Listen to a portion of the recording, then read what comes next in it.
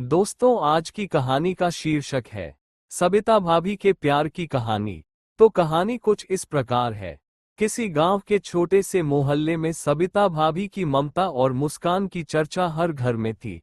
उनका स्नेह केवल उनके परिवार तक सीमित नहीं था, बल्कि पूरे गांव के लिए था।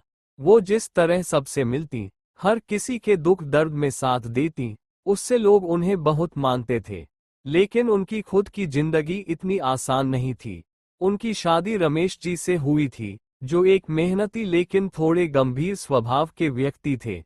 शादी के शुरुआती सालों में सबिता भाभी ने पूरी ईमानदारी से अपने रिश्ते को निभाया, लेकिन समय के साथ उन्हें एहसास हुआ कि रमेश जी के पास उनके लिए समय और अपनापन कम होता जा रहा है।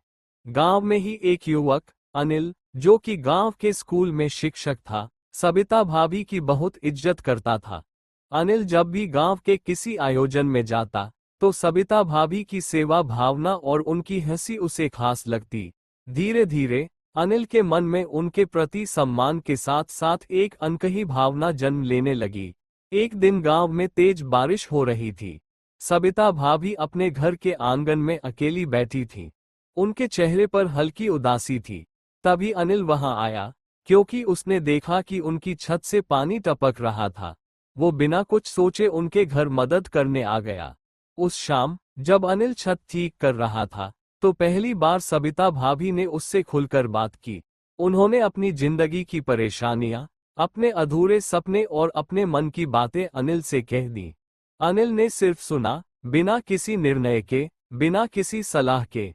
लेकिन उस सुनने मात्र से ही सबिता भाभी के मन का बोझ हल्का हो गया। समय बीतता गया और अनिल और सबिता भाभी के बीच एक अनकहा रिश्ता बन गया। ये रिश्ता प्रेम से ज्यादा समझदारी और सम्मान का था।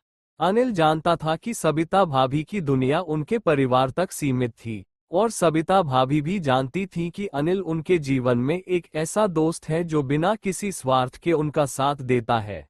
उन्होंने कभी अपने रिश्ते को नाम नहीं दिया, लेकिन वो एक दूसरे के जीवन में एक ऐसा सुकून बन गए, जो किसी भी नाम या पहचान से परे था। कुछ प्यार कहानियों में शब्दों से नहीं, बल्कि खामोशी और समझदारी से जिया जाता है। सबिता भाभी की कहानी भी ऐसी ही थी।